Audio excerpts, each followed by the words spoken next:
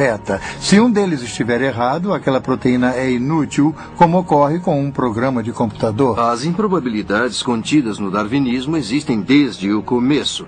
Mesmo antes do início da vida, como surgiu a primeira molécula da proteína? E tem havido muito trabalho para investigar a sua probabilidade, tanto dos que usam a teoria da informação, quanto pelos biólogos moleculares em experimentar as proteínas para ver se podem ou não ser feitas em pedaços e reunidas. E o trabalho dos dois grupos descobriu que a probabilidade de ser impossível a proteína do tamanho encontrado no corpo humano aparecer por acaso é imensa. Eu acho que seria uma coisa possível se você tivesse a eternidade à sua disposição. Mas o darwinismo não tem a eternidade à disposição deles. O cientista da teoria da informação Hubert Yockey calculou e o biólogo Robert Sauer confirmou que a probabilidade de uma proteína contendo apenas 100 aminoácidos formar-se espontaneamente é menor que uma chance em 10 elevada à 65ª potência. Um fato tão improvável que poderia ser comparado a ganhar a loteria estadual com um bilhete achado na rua e depois continuar a encontrar bilhetes premiados na rua toda semana durante 1000 anos. A origem da primeira vida, oriunda de um complexo químico comum, é tão vasta que nenhum evolucionista já conseguiu superá-la e é um dos maiores obstáculos da teoria da evolução que conheço. Se as proteínas se formassem miraculosamente, nem assim estaríamos perto de criar a vida. As células vivas mais simples requerem milhares de proteínas específicas para que possam funcionar.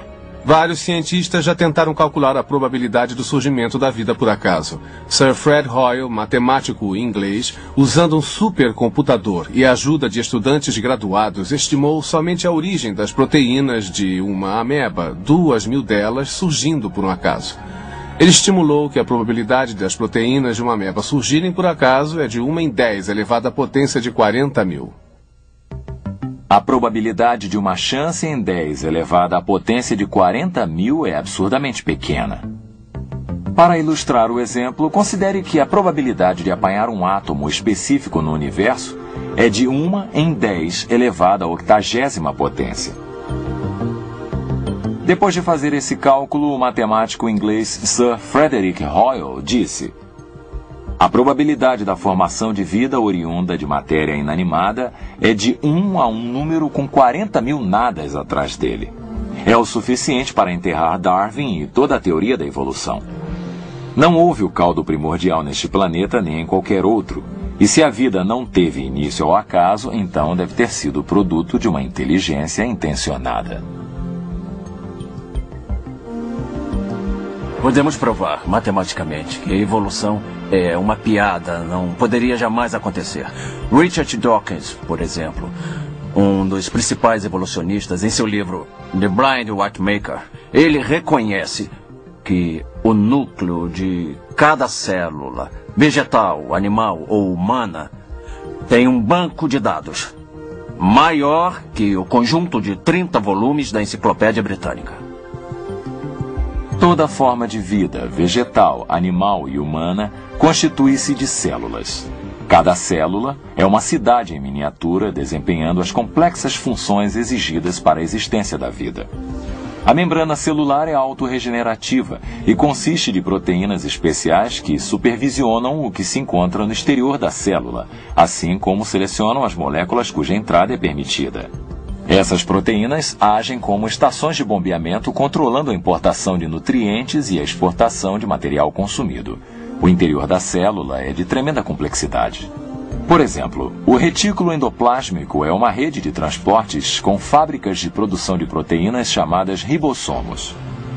Os ribossomos produzem muitos tipos de proteínas específicas, enquanto que o retículo endoplásmico os canaliza para locações precisas.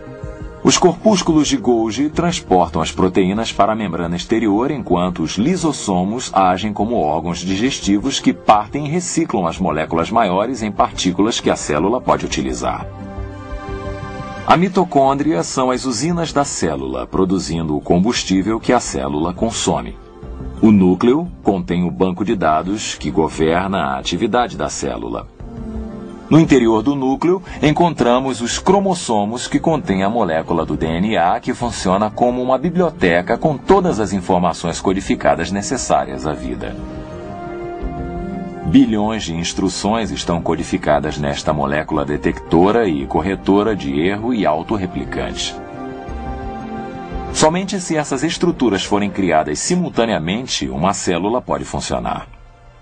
Por exemplo, para produzir o DNA, uma célula requer mais de 75 tipos de proteínas diferentes. Porém, essas proteínas se produzem exclusivamente para o DNA. A única solução para esse dilema é a criação. As chances de encontrar a proteína que faz o DNA no papel do dado molecular é como as chances de conseguir somar 13 com um par de dados. O potencial não existe e a probabilidade é exatamente 0. A evolução ensina que as bactérias são uma das primeiras formas de vida a evoluir de substâncias químicas. Muitas bactérias se impelem através de um tipo de motor em miniatura chamado flagelo. Esses motores, extremamente eficientes e reversíveis, têm uma rotação de até 100.000 revoluções por minuto. O motor bactério é semelhante a um motor elétrico. Ele tem um filamento que age como hélice, uma junta universal, um estator, um rotor e um eixo de engrenagem com buchas. Cada parte do motor deve funcionar ou as bactérias morrerão. Uma vez que as bactérias podem dar partida, parar e mudar de direção e de velocidade, devem ter sensores sofisticados, marchas e mecanismos de controle. Tudo isso é extremamente miniaturizado. 8 milhões desses motores caberiam na área de corte transversal de um fio de cabelo humano. Embora as bactérias sejam pequenas, não são simples. Eu acredito que o elo mais frágil da teoria da evolução é a ideia da origem da vida a partir de substâncias químicas não vivas. É provavelmente mais fácil partir de uma célula para uma pessoa do que a partir de uma substância química para a vida, e a diferença é incrivelmente grande. Eu estou convencido de que a vida é tão complicada, tão complexa, tão intrincadamente construída que, onde quer que exista vida, Deus a criou, não poderia ter surgido por processo natural. A vida vem do Criador. E esse Criador nos diz que criou a vida aqui na Terra. Aqui nós a vemos tão complexa que só pode ter sido criada por Deus. Creio que o homem evolui até onde estamos hoje a partir de organismos de célula única com base na teoria de Darwin e da seleção natural. Não creio que tenha havido qualquer tipo de intervenção divina. Creio que a evolução é uma teoria comprovada. Não creio em uma ordem superior. Justamente devido ao fato de jamais ter visto uma prova ou uma evidência concreta de sua existência, até que alguém me mostre. Ali está.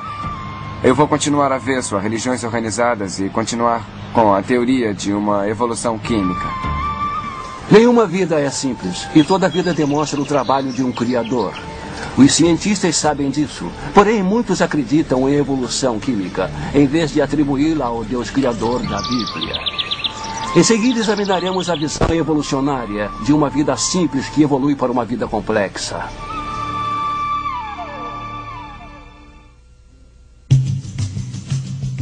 Elos perdidos.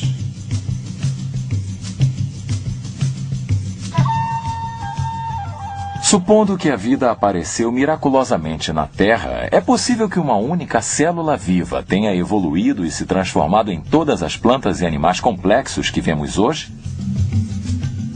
A ideia de Darwin era que todas as coisas vivas sobre a Terra, eventualmente poderiam ter um mesmo ancestral.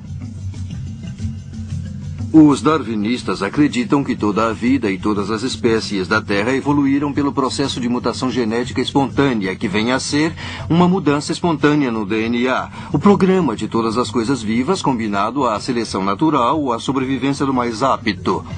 O mais extraordinário é que, embora a teoria tenha sido muito bem aceita universalmente por mais de um século, não há nenhuma evidência direta para sustentá-la. Darwin fez muito alarde pelo fato de existir vários tamanhos de tentilhões, aves pequenas, grandes, médias Ele fez muito alarde pelo fato de haver tentilhões de bicos grandes, bicos largos, bicos longos e bicos finos. E Darwin supôs que esses bicos eram prova da evolução. Na verdade, esses bicos foram resultado de uma variação genética que já existia na população. Se você pegar 2 tentilhões médios com bicos de tamanho médio e acasalá-los, terá alguns tentilhões com bicos pequenos e alguns com bicos maiores. Com o tempo, à medida que esses tentilhões se espalham pelos diversos ambientes, certos bicos pelo tamanho serão favorecidos em certos ambientes. E assim se tornarão a forma predominante. Mas a questão é, a capacidade de produzir